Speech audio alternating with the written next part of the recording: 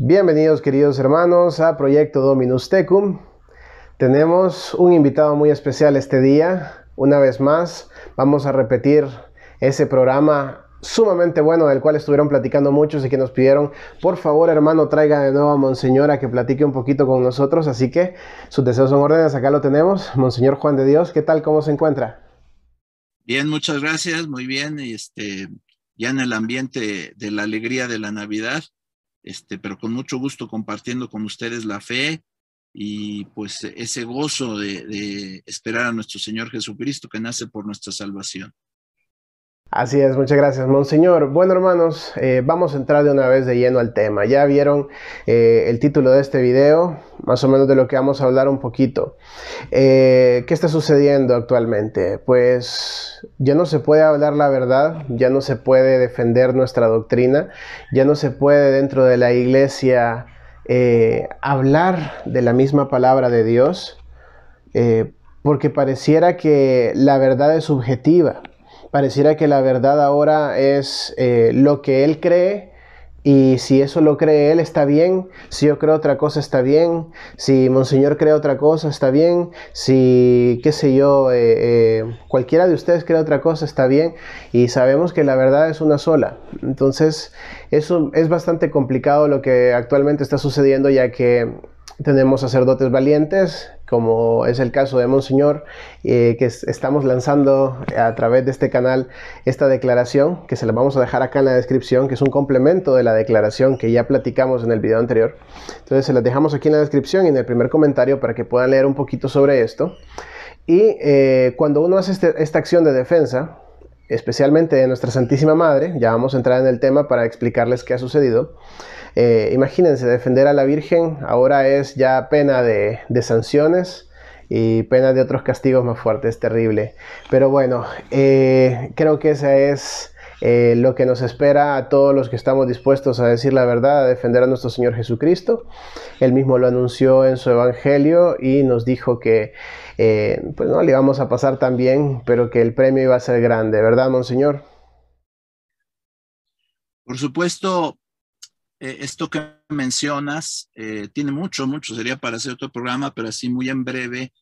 En México tenemos este dicho, me imagino que lo compartimos con Perú, decimos la verdad no peca, pero incomoda, ¿verdad? Es decir, decir la verdad puede ser muy incómodo para los que lo escuchan y para el que la dice, pues se atiene a veces a consecuencias.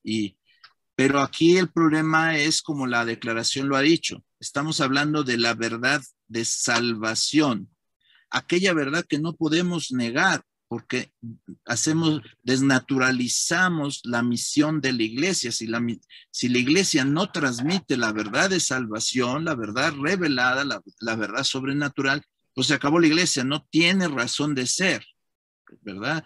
Ya lo decían, lo han dicho muchos, la misión de la iglesia básicamente es la evangelización. Y San Juan Pablo II siempre decía la nueva evangelización, el Papa Benedicto XVI, la nueva evangelización. Tan es así que el Papa Benedicto XVI instituyó en Roma un dicasterio de la curia romana encargado de la promoción de la nueva evangelización, porque es por donde te llega la palabra de salvación. Aquí lo triste ahora es que al hablar de verdades esenciales, no accidentales, encuentres resistencia y encuentres pues hasta persecución de quien las diga, y no parecería agradable escuchar esa verdad de salvación. Yo creo que aquí el tema que vamos a tocar son verdades de salvación.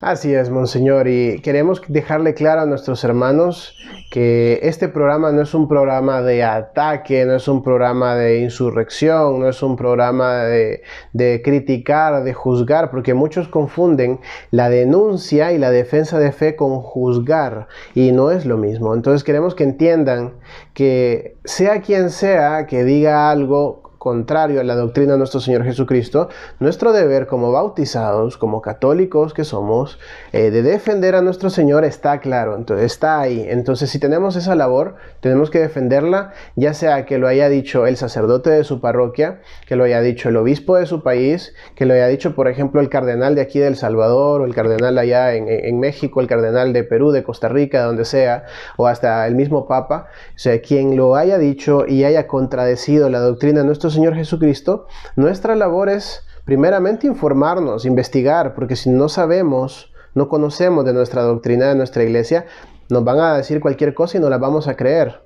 Entonces ahí es donde queremos llegar, a la defensa de la fe, para que ustedes tengan estas armas y se preparen para lo que viene, porque más adelante van a tratar de seguir tergiversándonos el evangelio. Ya vieron lo que sucede en China, por ejemplo, que ahora como el gobierno chino controla la iglesia católica allá en este país, ellos ya están cambiando versículos de la Biblia. Ya en aquel versículo en el que nuestro Señor Jesucristo salva a una mujer de ser apedreada, en la versión china él toma la piedra y él la mata, diciendo que la justicia está en su mano. Entonces nos van a ir cambiando poco a poco las cosas, así que es por eso precisamente que hacemos estos programas. Bueno, entramos entonces al tema sin antes hacerles... ¿Sí? Perdón. Esto que dices me parece muy, muy interesante, el hecho de que hay entes fuertes, potentes, mundialmente, cuanto más nacionalmente y localmente, que presionan para que la verdad sea a modo, se acomode a un modo. En realidad la esencia, quiero repetirlo, la esencia de la Iglesia Católica se ha conservado en la fidelidad a la fe. El milagro de que la Iglesia Católica haya sobrevivido 2000 años a pesar de tantos problemas es porque lo intocable ha sido la fe. Y nosotros como sacerdotes y ustedes como feligreses pueden soportar muchas cosas que no están bien. La Iglesia es imperfecta. Eso es evidente y estamos llamados a hacerlo y diríamos en el caso de un servidor, no es que digan, cualquier cosa ya no te pareció, o sea, tenemos 35 años de sacerdocio y no han sido lineales, ¿verdad? No es que digas todo fue perfecto hasta ahorita, no, ha habido problemas y problemas fuertes, pero hay una línea roja que no puedes pasar, que es la fe, la defensa de la fe. Esa línea no la puedes pasar porque destruyes la iglesia. Ahí ya no hay nada que soportar y decir, pues esto lo aguanto por la salvación, u otros hermanos creen por la comunión. Es un tema muy interesante. Muchos hermanos sacerdotes religiosos, religiosas, obispos, arzobispos, lo primero que dicen, pero hay que guardar la comunión. Es verdad que hay que guardar la comunión en la iglesia, pero no por encima de la verdad de salvación. Y allí hay un pasaje muy, muy interesantísimo, que es cuando Jesús instituye a Pedro, lo instituye y le dice, tú eres Pedro, Mateo 16:18, tú eres Pedro y sobre esta piedra edificaré mi iglesia, a ti te daré las llaves del reino de los cielos, etcétera. Todo eso está muy bien, pero pasando eso, o sea, son escasos 5 versículos después y antes, Pedro le empieza a decir a Jesús, Señor, no vayas a que te crucifiquen. Yo diría, la esencia del evangelio es Jesús va directo a la cruz para enseñarnos que la obediencia al Padre Celestial es absoluta. Ese es el evangelio, el amor del Hijo al Padre, la total confianza y el ir hacia la cruz. Y en este momento Pedro, estamos hablando inmediatamente después de la institución, Pedro no está con el evangelio. Y Jesús no dijo, a ver, todos los apóstoles, miren, a pesar de todo lo que suceda, ustedes tienen que estar con Pedro, incluso si Pedro me está diciendo que vaya por otro camino, incluso si yo, Jesús, le digo, aparte de Satanás, no piensas como Dios, piensas como los hombres, incluso en ese momento tienes que tener comunión con Pedro. No dijo eso. Por eso, 5 versículos después, Mateo 23, después solamente le dice Jesús a Pedro, apártate de mí, Satanás. Es decir, necesitamos en la iglesia la guía de Pedro, la comunión con Pedro, pero esta comunión está condicionada a que él tenga comunión con Cristo. Por eso decimos, si es una cum Papa Franciscus, está supeditado teológica y salvíficamente a decir una cum con Cristo, ¿verdad? Entonces, bueno, perdón que te interrumpí, pero me parece algo importante porque hay muchos que dicen la comunión ante todo. No puede ser la comunión ante todo. La comunión no está por encima de la verdad de fe. Y ahí está el pasaje, ¿verdad? Y bueno, por si alguien nos acusara, hemos mantenido la comunión toda la vida, o sea, 35 años no creo que sean pocos de sacerdocio, más añádele el seminario, pues ya son más de 40 años, que sabemos que hay que estar en comunión, pero hay esa línea roja donde si pasa esto, pues ya no se puede. Perdón la digresión. No, para nada, monseñor. Muchas gracias por aportar ese punto vital e importante de esta plática, porque es necesario que lo comprendamos todos. Esa es la base de toda esta plática. Y muchos me van a decir, bueno, hermano, pero no nos ha dicho todavía qué ha sucedido, no nos ha dicho qué pasa, porque habla de que se están dando doctrinas diferentes, qué doctrinas, qué se ha dicho, qué ha sucedido. Bueno, para poder platicar de estos, primeramente los invito a que este día inicia la novena a Nuestra Santísima Madre, María Madre de Dios, este dogma precioso instituido en el 431 en el Concilio de Éfeso, donde nuestra Madre es nombrada Madre de Dios. Entonces los invitamos a que puedan prepararse durante este tiempo, ya vamos a hablar un poquito de todo esto, para que hagan esta novena que inicia este día. Entonces, ¿por qué menciono esto? Porque es de Nuestra Santísima Madre de quien vamos a hablar hoy, y es a ella quien vamos a defender. Me sorprende mucho realmente que lo platicábamos con Monseñor tras bastidores, que ya si las personas no se atreven a defender a Nuestra Santísima Madre, si ven insultos o ven tergiversaciones o ven doctrinas extrañas, pues y no dicen nada, ya no sé, no sabemos qué esperar. Así que, monseñor, hablemos de este tema. Específicamente es sobre la concepción de nuestro Señor Jesucristo.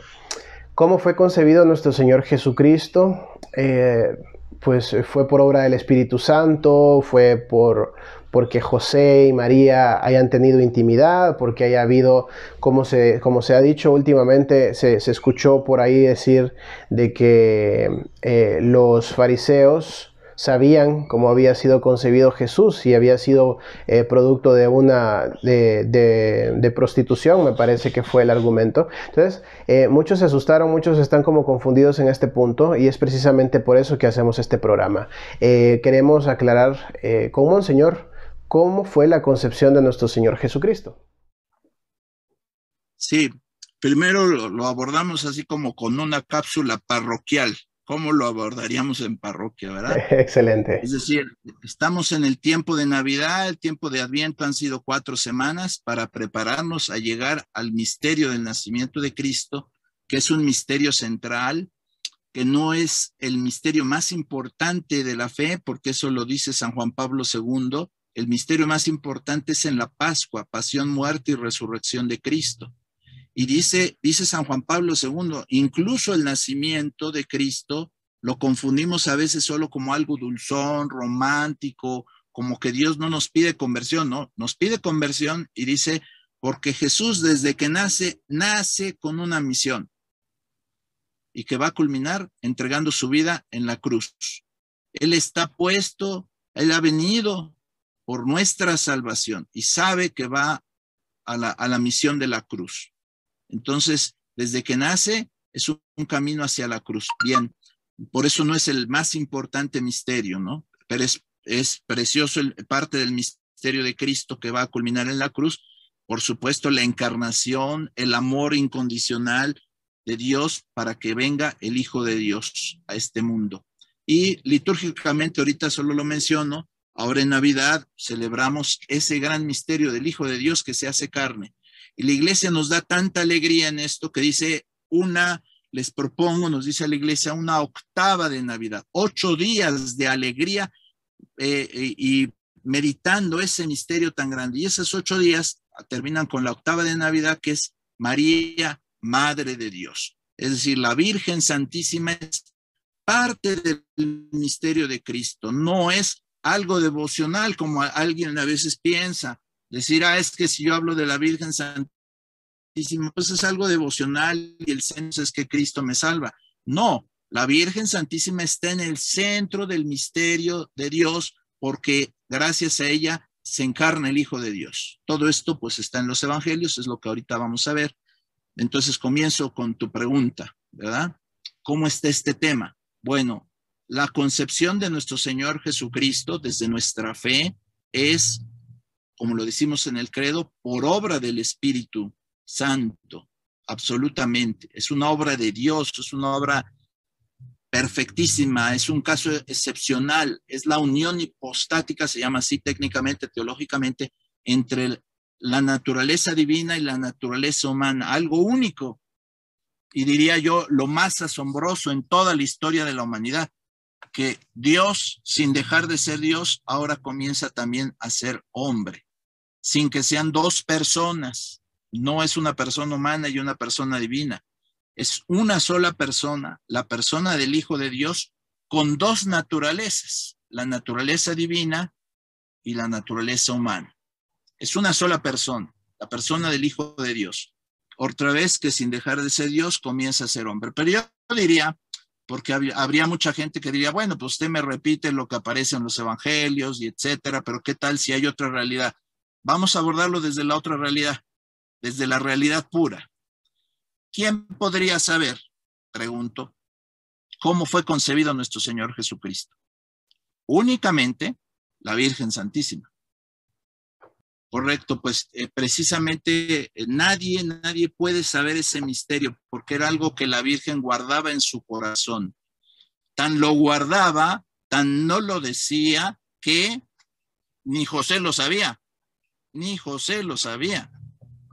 Entonces, ahora, ¿cuál es la única fuente que nosotros tenemos para saber qué es lo que pasó? La fe, y esa fe se transmite por la convicción de la comunidad primitiva. O sea, si yo voy a Perú, a una población que ni me sé el nombre, ¿verdad? Y digo, aquí esta señora, que no la conozco, digo, ¿cómo fue que usted trajo al mundo a estos 2 o 3 muchachos? Pues solo lo sabe ella, yo no lo sé. Nazaret era una población muy alejada de Belén y muy alejada de los intereses políticos fuertes de los judíos. Y nos dicen los evangelios, la Virgen y San José vivían como uno más, como una familia más. Y Jesús igualmente. Nadie les ponía atención. Nadie iba a decir, ¿y cómo vino al mundo Jesús? Etcétera. Repito, ni San José lo sabía. San José, cuando se da cuenta, aquí ya acudimos a la única forma de saberlo, es que la Virgen lo dijo, San José lo dijo, tradicionalmente decimos, quien recabó esa información fue el evangelista San Lucas, y es el que nos da en el capítulo 1 y 2 los evangelios de la infancia. Pero allí vienen todos los datos. La Virgen sabía cómo que encinta, pero no se lo dijo a San José, un pudor espiritual. Y San José duda y dice, voy a repudiarla, como dice el Evangelio, siendo un hombre bueno, siendo un hombre justo, en secreto. Me voy, simplemente la dejo y ya. Pero interviene el ángel y le dice, no temas en recibir a tu esposa María, porque ella ha concebido por obra del Espíritu Santo. Sabemos que es especialísima la concepción virginal de Jesús. Y sabemos que Jesús es tan especial que en los evangelios, que son documentos históricos, la gente decía, no habla como los demás, habla como quien tiene autoridad, refiriéndose como si él estuviera viendo a Dios. No habla de oídas, habla directamente. Y se sorprendían. Y además los milagros que él hacía, que algunos, diríamos, han querido explicar de manera muy ingenua, ¿no? Diciendo, bueno, esto puede ser un fenómeno así, así asado. Que me digan quién resucita a un muerto. como al hijo de la viuda de Naín o a San Lázaro, que me digan quién devuelve la vista inmediatamente, quién cura actualmente la lepra. Todos esos signos quieren decir Jesús es especialísimo.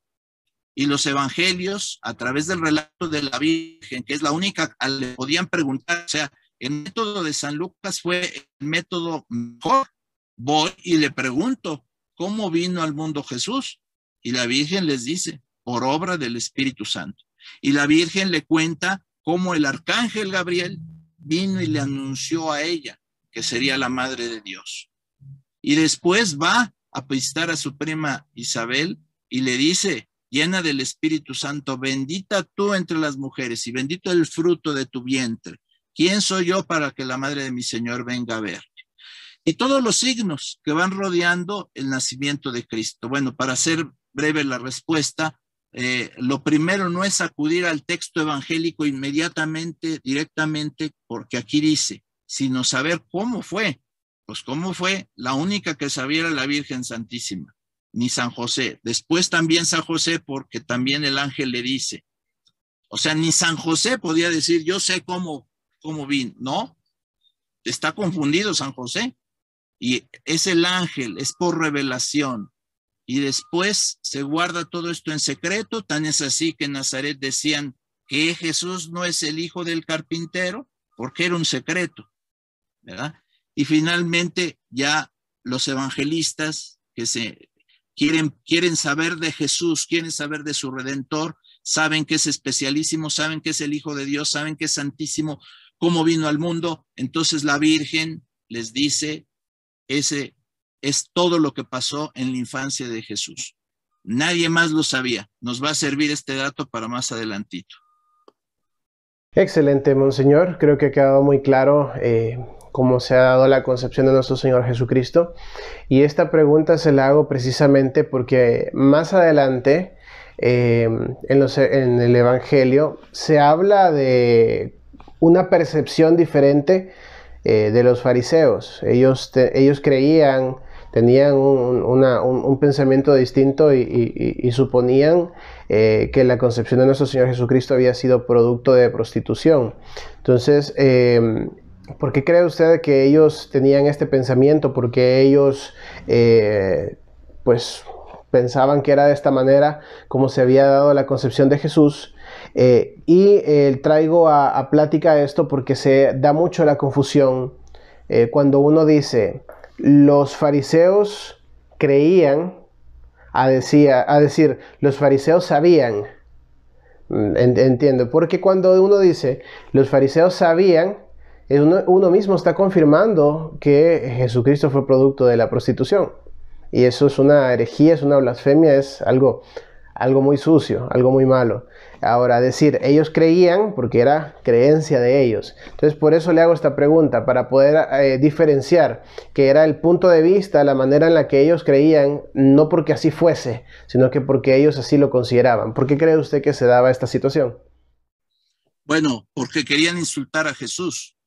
Le inventaban de todo, que estaba endemoniado, cosa que el mismo ciego de nacimiento les dice, bueno, que ustedes no saben, son maestros de la ley, y que no saben que a un endemoniado Dios no le va a hacer caso, y sin embargo este hombre me ha devuelto la vista, porque ha invocado a Dios y Dios le hace caso.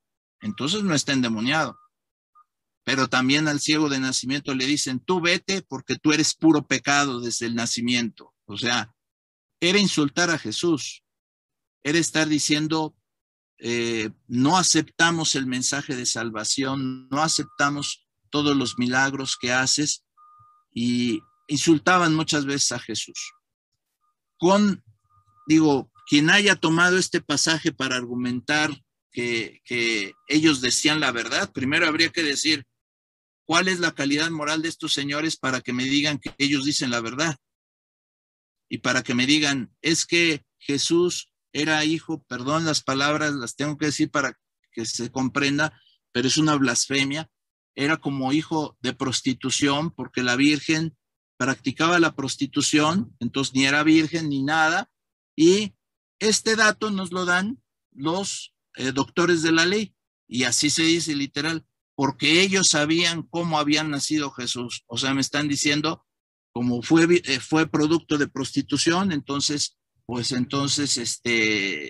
ellos eran los que sabían. Toda una mentira. No sabían, no podían saber, como hemos visto hace un poquito. Pero no solamente eso, el modo en que Jesús es concebido en el vientre virginal de la Virgen Santísima por obra del Espíritu Santo fue algo que sucedió para los fariseos que estaban diciendo esto, para los doctores de la ley, 30 años antes. ¿Quién se iba a ocupar de una cosa que sucedió hace 30 años en un pueblito, en Nazaret, alejado de Jerusalén, de los intereses políticos? Nadie. Entonces es una mentira que lo sabían. No es cierto, ¿verdad? Para quien lo dice como argumento, pues es una revoltura ahí decir que es que sabían ellos. ¿Cómo van a saber? Eso es cuando dicen desde el principio le dieron seguimiento al asunto porque les interesaba mucho. Eso no es cierto, nada de eso es cierto. Es una vil mentira, una vil calumnia. Pero hay más.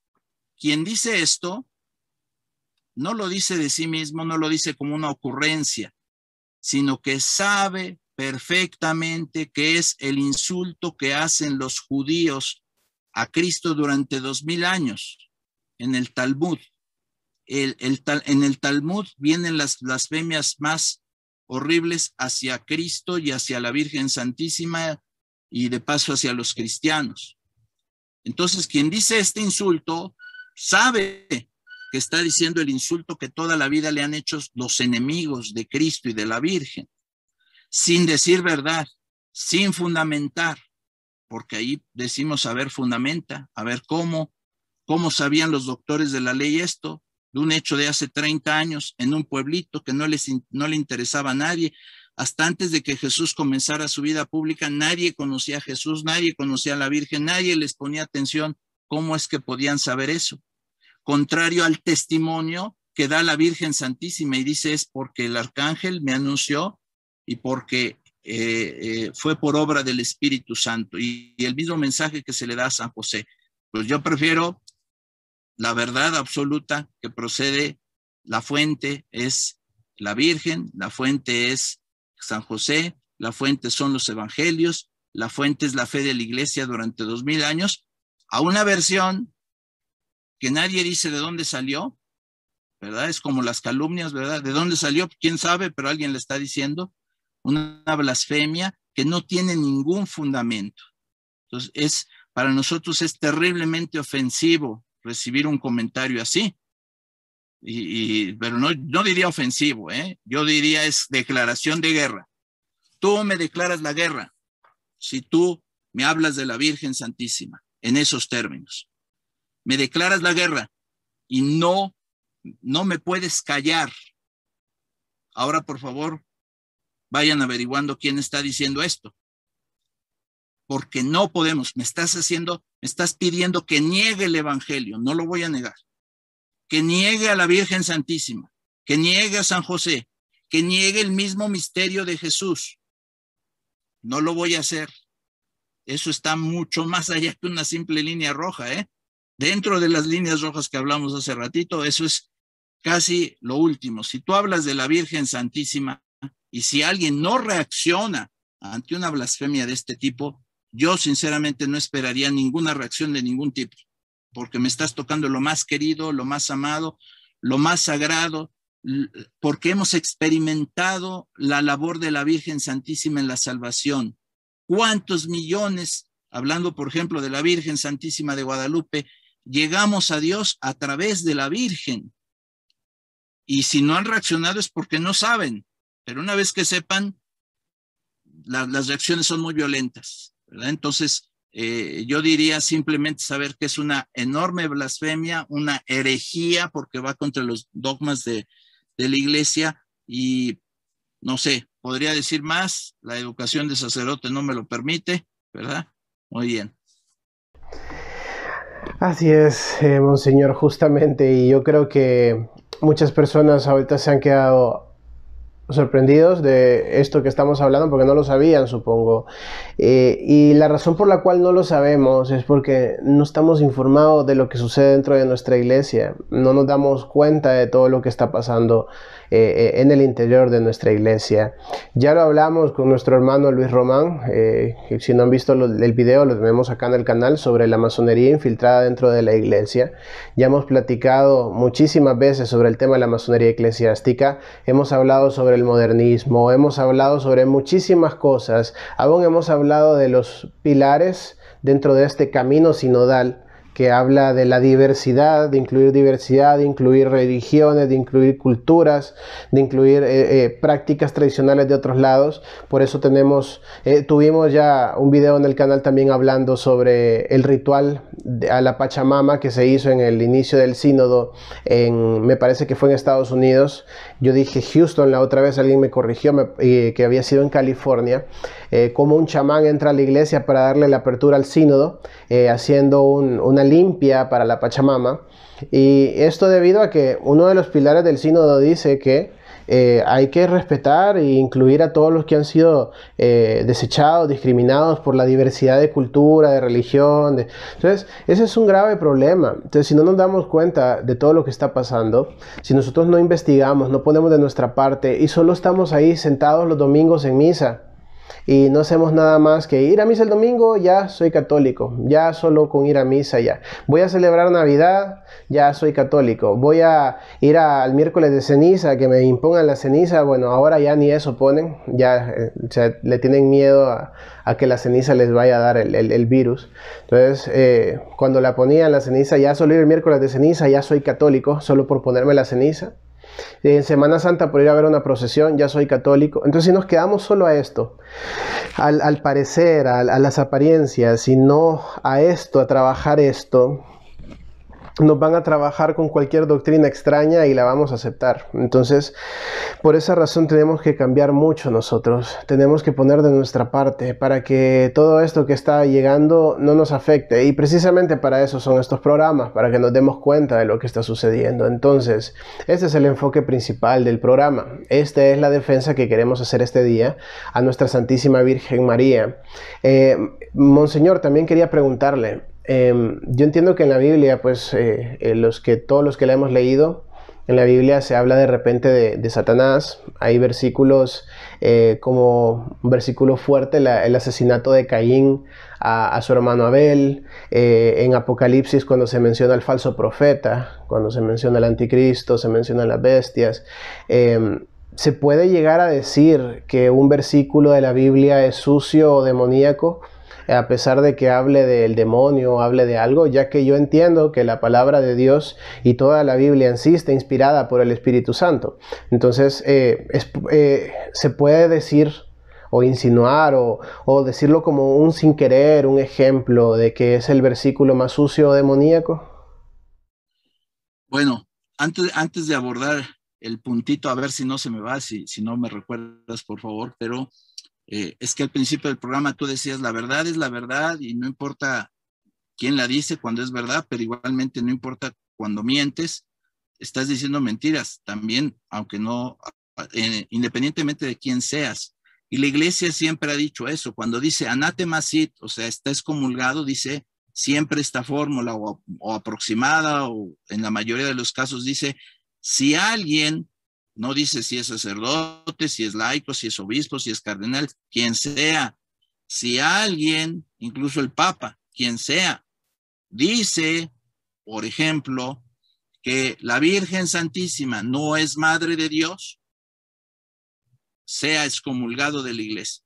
La fórmula no lleva una dedicatoria, no dice si algún laico, si algún sacerdote, quien sea en la iglesia, desde el Papa hasta el último feligrés, que se salga de esa fe de la iglesia, sea apartado de la comunión de la iglesia. Y eso sí es un verdadero cisma. La definición de cisma es te apartas de la comunión de la iglesia, ¿verdad? Bien, eso en primer lugar. Segundo, como algo curioso, en este insulto que sea blasfemia que se hace a la Virgen Santísima, ni siquiera los judíos tienen tanto la intención de decir lo que se está diciendo. sino más bien el que lo está diciendo ahora. Porque los mismos judíos, primero, decían, estamos insultando sin fundamento. Segundo, hay estudiosos de la Biblia que dicen, no se estaban refiriendo al nacimiento de Jesús. O sea, eso es muy importante. Los judíos no querían referirse al nacimiento de Cristo. Qué curioso.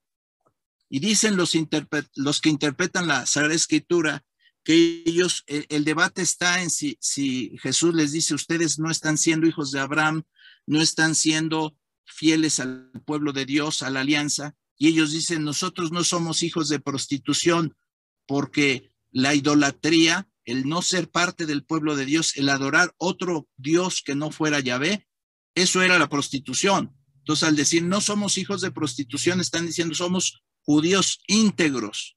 Entonces, ni siquiera en la mente de los doctores de la ley estaba ese insulto, sino está en la mente del que ahora lo está diciendo, en la mente del que toma ese pasaje como pretexto para decir, ¿qué creen? Estaban diciendo esto de la Virgen y además darlo por bueno, darlo por verdadero. Ah, miren, pues sí, y es que sí, ellos sabían cómo la Virgen había concebido a Jesús. Doble maldad. Primera, no es lo que están diciendo los judíos. O sea que no les podemos en este punto achacar a los judíos.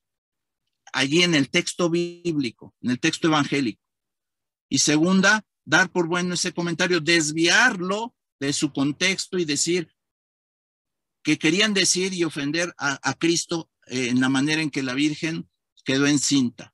Pero al desviarlo además, que ya es una maldad, al desviarlo además, están diciendo, es que es verdad, porque los judíos sabían cómo había quedado encinta la Virgen Santísima. O sea, doble maldad, doble confusión. Después, este tipo de versiones a lo largo de la historia es tomada por los judíos. Pero los judíos no es que crean en el Evangelio. Ellos hacen su interpretación propia en el Talmud y dicen, como odian a nuestro Señor Jesucristo, mucho tiempo lo odiaron, ¿verdad? Y son textos de hace muchos siglos, entonces ellos dicen, pues es que era hijo de prostitución, literal. O sea, la Virgen se prostituía. ¿De dónde sacan eso? No tiene ningún fundamento otra vez, pero esos son los comentarios judíos posteriores al Evangelio, que se llaman Talmud. Investiguen ustedes en el internet lo que es el Talmud y el Talmud en relación a la Virgen, a Cristo, al cristianismo. Bueno, dicho esto, pues la maldad es de quien ha hecho este comentario. Es la maldad. Decir, es que se escapó, fue un desliz. En estos niveles no hay deslices. En estos niveles no hay deslices, porque detrás de lo que se habla, perdón, si tú me dices, este día, Padre Juan de Dios, usted no va a hablar ante mi auditorio, que es muchísimo, sino va usted a estar, ahora además a usted a millones, y se le pide que haga una declaración formalísima, pues te preparas, ¿no? Te preparas y dices, bueno, además, si sabes que tienes contrarios que van a, etcétera, etcétera, te preparas. Conclusión, en estos niveles no hay deslices. No puedes darte el lujo de tener deslices. Eso estaría muy mal. Ni siquiera un sacerdote, yo se lo pasaría, ni siquiera un seminarista, una religiosa, que tuviera el desliz en una mesa, desayunando con una o dos personas. Le diría, oye, ¿qué te pasa? ¿Qué clase de deslices son esos? Pero son 2, 3 personas. Pero si tú sabes que vas a salir en público a millones y tener un desliz, o más bien es intencional. Cuando tienes todo un aparato que está vigilando cada una de tus palabras y que además sabes que están grabando y que quedan en video y que se difunden mundialmente y que quedan por escrito, tener un desliz que además alguien diría, es que fue un desliz. No, se completa con otros 2 comentarios sobre San José. O sea, por si alguien dijera, bueno, a lo mejor le entendimos mal. No, hay otros 2 comentarios sobre San José. Son los siguientes, se reducen a uno. es que San José recibió a la Virgen como un paquete riesgoso, tomó riesgos. Pues igual, y si es así, pues yo la acepto. Son riesgos que tomo. Ahí está el texto, ¿sí? Y se vuelve a decir, la lección que nos da San José es aprender a tomar riesgos en la vida. No, señor, San José no tomó ningún riesgo, porque él obró por convicciones. Él era un varón justo, y dice, la Virgen, él no sabía, está esperando un hijo, no es mío, y ya está prometida a mí, la voy a repudiar. Son sus convicciones. No tuvo dudas. La voy a repudiar. Pero después viene el ángel, y el ángel le dice, no temas en recibir a tu esposa María, porque lo concebido en ella es obra del Espíritu Santo. Otra vez, San José no tiene dudas al recibir a la Virgen. Dice, obedezco a Dios. Es su convicción.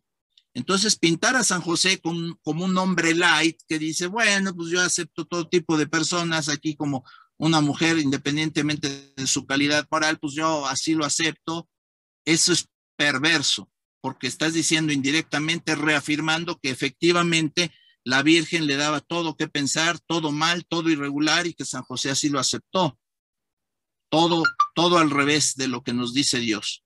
Yo solo pregunto, ¿quién nos dice lo contrario de lo que nos dice Dios? ¿Quién está dispuesto siempre a pervertir, a cambiar el sentido de las cosas y decirnos lo contrario de lo que nos dice Dios, que es la verdad? El padre de la mentira. El padre de la mentira. Entonces, aquí hay una tergiversación donde llegamos al extremo de que los doctores de la ley son víctimas de la interpretación que se está haciendo ahorita. Los dicen los exégetas. Ellos en ese momento, no que fueran unos santos, pero en ese momento no querían ofender a Cristo diciendo su nacimiento, cómo fue, sino lo que querían era decir, defenderse ellos y decir, nosotros somos fieles a la alianza de Abraham, somos parte del pueblo de Dios. Del otro, ni qué hablar. ¿Quién conocía otra cosa? Ellos mismos dicen, tenían a Jesús como hijo del carpintero y que venía de Nazaret. ¿Puede de Nazaret venir algo bueno? Se preguntaban, ¿sí? Etcétera. Bueno, solo para decir que si la maldad del comentario, quien lo ha hecho ahora, no ha sido un desliz, se dispone de todo un aparato, tan se dispone de eso, que los discursos se leen, siempre están por escritos, y ya están hasta a veces publicados antes de que se lean o listos para publicarse. Y cuando en este caso se hace un comentario libre, pues es que tú estás hablando de lo que tú piensas y de lo que tú crees en realidad. Es la gravedad de la situación.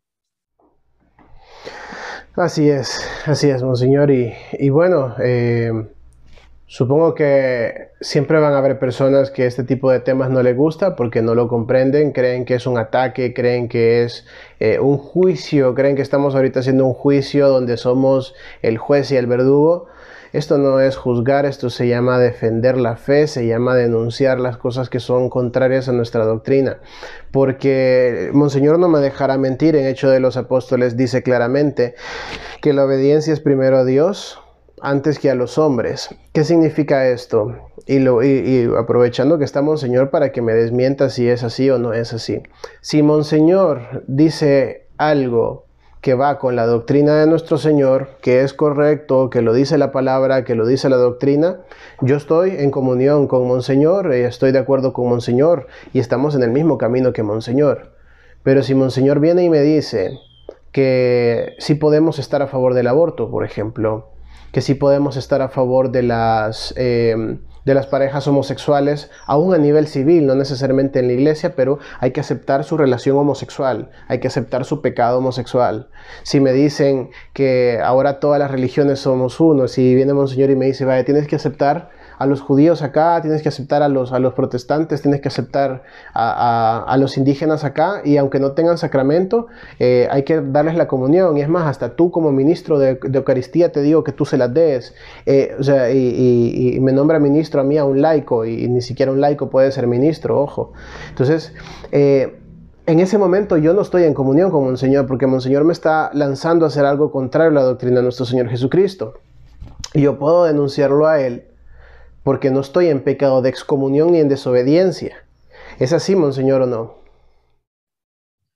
Así es, efectivamente. El papel de nosotros sacerdotes, a veces como guías de la fe y de los obispos, es guiarte por el camino de la fe de la iglesia, no por el camino de la fe como yo la entiendo.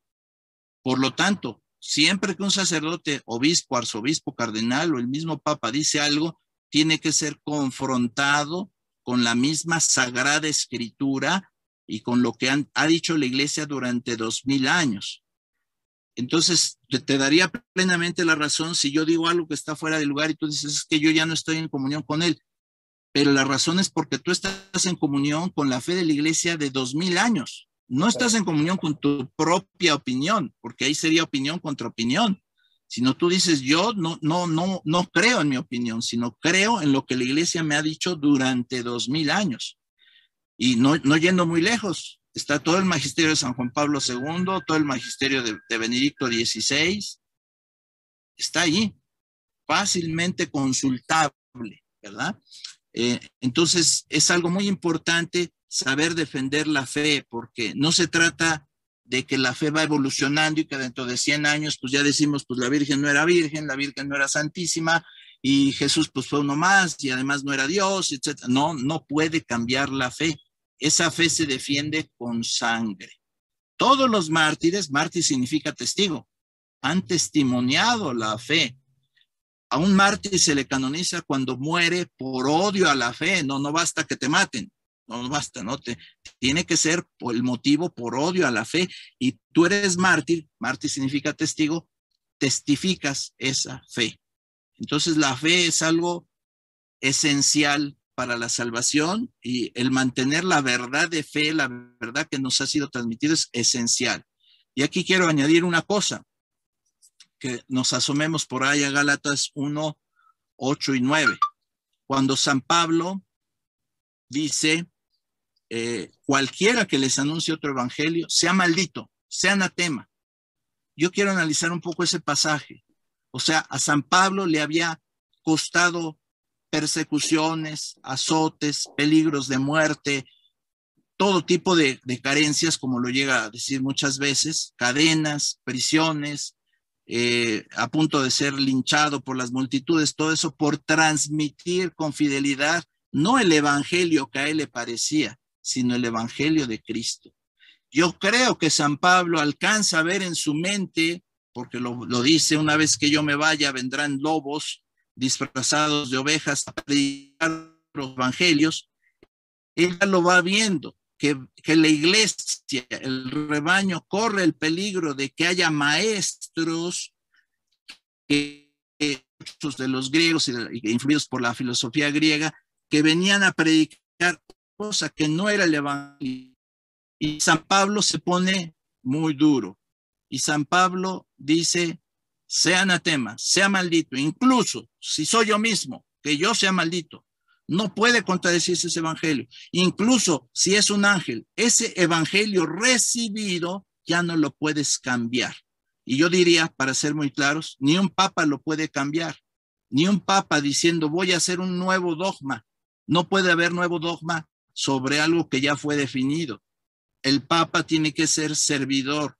No lo digo yo, lo dice el Papa Benedicto XVI en una catequesis, dice en palabras más, palabras menos y muy en breve, el magisterio de la iglesia, el magisterio petrino y la labor del Papa no está por encima de la palabra de Dios para que la manipule, está al servicio de esa palabra de Dios para que sea transmitida intacta con fidelidad. Entonces es muy importante lo que tú dices, la comunión está supeditada a la fe. Si alguien no está en nuestra misma fe, no podemos tener una comunión plena, y así ha vivido la iglesia toda la vida. Entonces, ojalá que esclarezca un poquito este tema. Claro que sí, por supuesto que sí se esclarece mucho, monseñor, ya que cuando vemos argumentos de nosotros le pedimos perdón ahora a los ortodoxos por los errores que nosotros cometimos al defender la fe y por eso se dividió la iglesia. Cuando sabemos, por ejemplo, que los ortodoxos no creen que el Espíritu Santo proviene del Hijo, que solo proviene del Padre, no creen en la Inmaculada Concepción de María, y eso por poner un ejemplo, son muchísimas otras cosas más.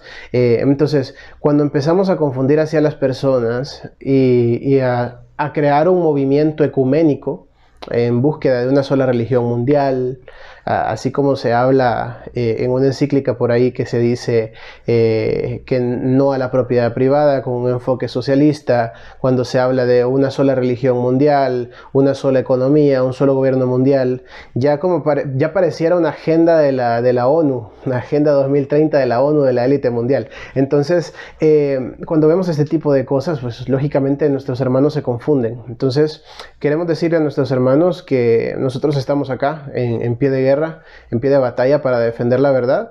¿Por qué hablamos tan claros y por qué no le tenemos miedo, por ejemplo, a una excomunión? Porque los hermanos puedan decir, hermanos, los van a excomulgar. Hermano, la excomunión se da como un obsequio de amor y de misericordia de la iglesia cuando una persona está haciendo algo incorrecto y que al comulgar se condena. Así es la excomunión, lo explicamos la otra vez con Monseñor. Si yo, por ejemplo, acá vengo a decirles, no, ustedes pueden abortar, no hay problema. La iglesia me excomulga y la excomunión tal cual es válida, porque si yo digo que el aborto es válido y estoy a favor del aborto y promuevo el aborto, voy a comulgar y me dan la comunión promoviendo el aborto, pues me estoy tragando mi propia condenación. Entonces es lo mismo con otro tipo de pecados capitales también. Entonces eso es una excomunión. Ahora, si yo vengo y hablo de la verdad, todo lo que hemos hablado con Monseñor, todo lo que hemos defendido, que lo pueden comprobar en la Biblia, está en la palabra de Dios. Vi un comentario hace poco que me decía una persona, hermano, pero usted ya parece protestante porque dice, si no, tiene que ver la Biblia. Como que si la Biblia fuera protestante, por Dios santo. O sea, la Biblia es nuestra. Es la palabra de Dios, es nuestra guía, es nuestro todo. ¿De dónde salieron las encíclicas? ¿De dónde salió nuestra doctrina? ¿De dónde salieron los concilios? ¿De dónde se han ido formando todos los lineamientos de la iglesia, el catecismo, el derecho canónico? De la palabra de Dios, de ahí se basa todo. Entonces que me vengan a decir, por favor, que ya parezco protestante porque les estoy diciendo que se fijen en la Biblia, es una locura, no puede ser, no es posible. Entonces, por favor, comencemos ya a entrar en razón, darnos cuenta que nosotros como laicos, que tenemos más, un poquito más de flexibilidad y un poquito más quizás como de apertura, ya que nuestros queridos sacerdotes que están defendiendo la verdad, pues como ya lo mencioné, ya vieron el título, pues los están censurando, los están silenciando, porque tienen miedo de que ellos destapen la verdad, tienen miedo de que ellos digan las cosas tal cual como son, qué es lo que está ocurriendo, y pues guerreros y héroes como Monseñor, que lo tenemos acá, que sabemos que posiblemente pueda sufrir una censura, que posiblemente pueda sufrir una sanción dura, él, los sacerdotes valientes y otros miembros que han firmado esta declaración, y que pues yo sé que con mucho orgullo lo van a hacer en defensa de Jesucristo, afrontando cualquier consecuencia. Pues todos nosotros estamos dispuestos a esta batalla. Entonces los laicos que tenemos esta apertura un poquito más que los sacerdotes, porque no estamos bajo un lineamiento, no estamos bajo una estructura, nosotros es el momento en el que podemos hablar, en el que podemos denunciar, en el que podemos defender, porque no solo estamos defendiendo nosotros mismos, como dijo Monseñor, no estamos defendiendo una opinión, estamos defendiendo a Jesucristo. Estamos defendiendo su palabra, estamos defendiendo su doctrina, estamos defendiendo su verdad, que es una, es única. La verdad no es subjetiva, la verdad es totalmente objetiva porque solamente es una, y la verdad es Jesucristo. Y tal cual como dijo Monseñor, sea anatema quien te muestre otro evangelio. Ahí andan videntes, falsos videntes, falsas profecías con errores doctrinales, y tal cual como dicen, y aunque un ángel bajado del cielo venga y te diga un evangelio diferente, sea anatema. Así como ese ángel puede ser alguien de la iglesia también, puede ser alguien de un cargo importante de la jerarquía de la iglesia que te diga otra doctrina, sea anatema. Entonces, si te la dice la doctrina, si te lo dice la palabra del Señor, pues es momento de defenderla. Entonces no hay que tener miedo. La excomunión no aplica, no es válida en una defensa de verdad, porque tu comprobante, tu justificación es la palabra de Dios, es la doctrina, es el catecismo, es el derecho canónico, son las encíclicas, son todos los documentos enriquecedores que tiene nuestra iglesia. Si ustedes se dieran el tiempo de leer, lean el misal romano, con eso les digo todo. Lean el misal romano y se van a dar cuenta cuántos errores graves están cometiendo dentro de su iglesia. Ministros de la comunión, laicos como ministros de la comunión, ¿qué es eso? O sea, solo se pueden manos consagradas. Léanlo, en el misal romano está. Y algunos de ustedes son ministros extraordinarios de la comunión, siendo laicos, imagínense. Están en un error bien grave, y lo dice el mismo documento de la iglesia. Revisen el misal romano, vayan a revisarlo, pídanle a su sacerdote revisar el misal romano y dense cuenta de todo el error que se está cometiendo. El privar la comunión en la boca y de rodillas cuando no hay ningún derecho de hacerlo. Si quieren comulgar en la mano, bajo su criterio, bajo lo que ustedes creen, que ya lo hemos explicado varias veces el tema de la comunión en la mano acá, pues es su libre albedrío, su decisión y sus cuentas personales con Dios más adelante. Pero en el derecho canónico y en el catecismo de la Iglesia Católica dice que está estrictamente prohibido vetarle la comunión en la boca y de rodillas al feligrés. Uno puede pedirla y por ningún motivo se la pueden prohibir, porque lo dice el documento, y sacerdote, obispo, cardenal, que prohíba la comunión en la boca y de rodillas es un abuso de autoridad. Entonces todo eso ustedes lo sabrían si comienzan a leer, comienzan a nutrirse, comienzan a investigar de la doctrina de nuestra iglesia. O sea, es tan sencillo. En vez de estar pensando en profecía de evidentes, de falsos que nadie conoce, que nadie sabe quiénes son, dediquen su tiempo a lo que de verdad importa, que es la doctrina de nuestro Señor, porque así lo vamos a poder defender. Bueno, ya me extendí bastante. Quiero pedirle a Monseñor que nos regale, pues ya para finalizar, unas palabras de ánimo, ya que esto ha sido un programa bastante fuerte de defensa, de un poquito de coraje, de impotencia, pero también necesitamos un mensaje de ánimo, ya que las personas están asustadas viendo cómo van censurando sacerdote tras sacerdote, y a veces uno pensaría, bueno, quizás no va a haber salida, quizás no hay una solución, quizás al final los malos van a ganar. Entonces, ¿qué podemos decir, Monseñor, para levantarle el ánimo a estas personas?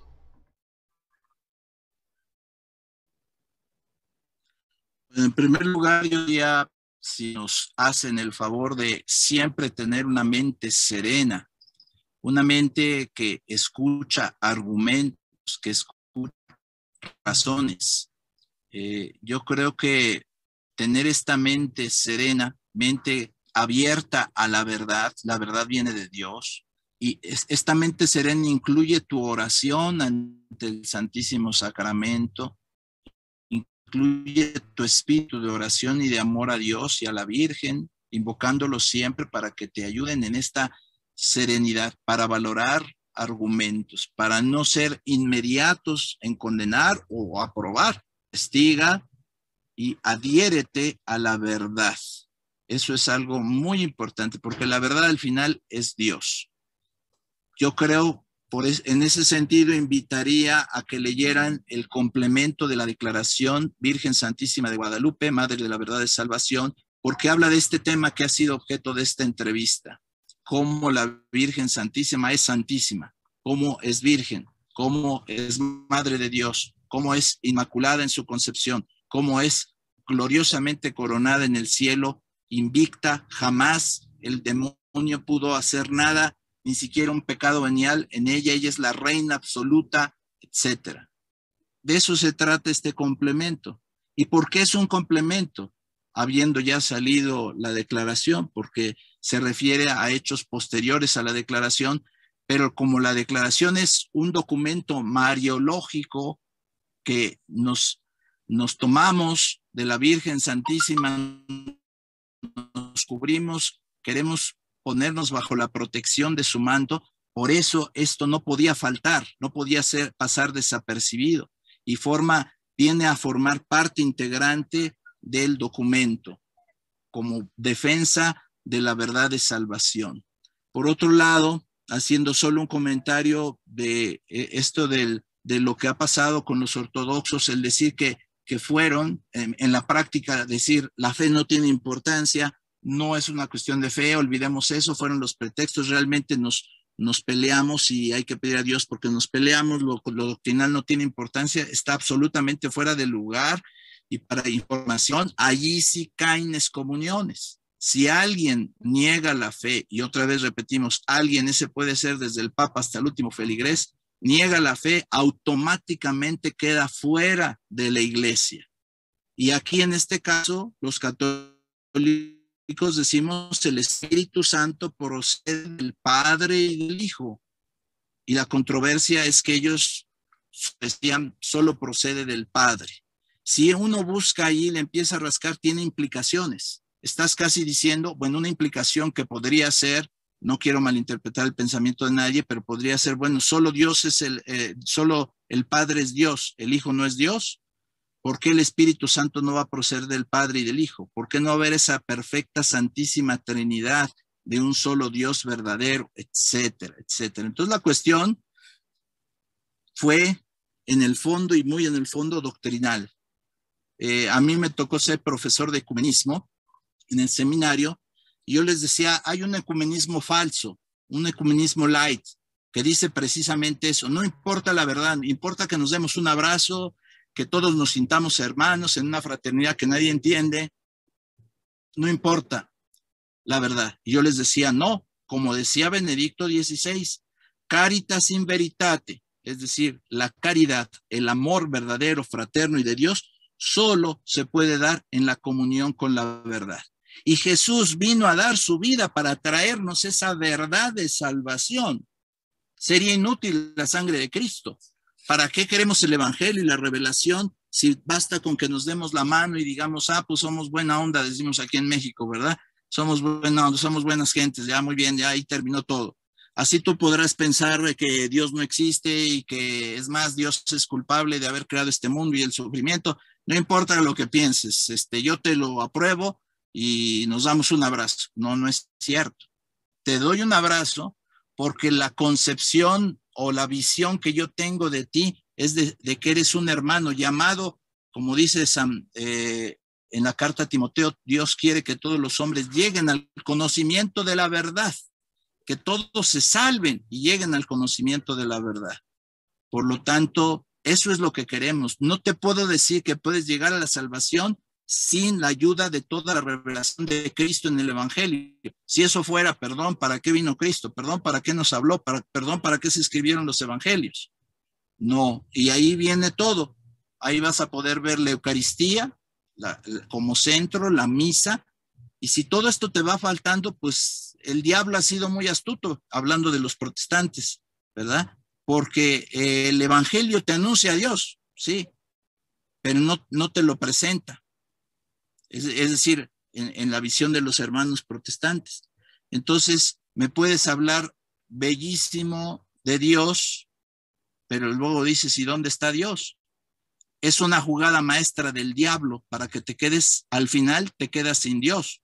En la Iglesia Católica te decimos, aquí está Dios, y además te digo dónde lo encuentras, en la misa, en la Eucaristía. 2000 años. Cuando todavía no venía el primer protestante sobre la tierra, ya había 1600 años de caminar de la iglesia con la Santa Misa, con la Eucaristía, hincándose siempre ante la presencia real de Cristo y además conservando los libros sagrados. ¿Quién conservó los libros sagrados todo ese tiempo? O dicho de otra manera, ¿de dónde tomaron los libros sagrados nuestros hermanos protestantes, a los cuales les debemos mucha caridad, pero tenemos que exponerles la verdad? Pues lo tomaron de la Iglesia Católica. No hay otra fuente, la Iglesia Católica. Yo diría simplemente para terminar, un mensaje de esperanza ante ahora la Navidad. Es Dios que ha venido, nos ha manifestado un amor incondicional. Nos ha revelado al Padre en este niño que ha nacido. Acudamos al Evangelio, acudamos a esta fuente de salvación y acudamos a la Eucaristía donde Él se quiso quedar vivo.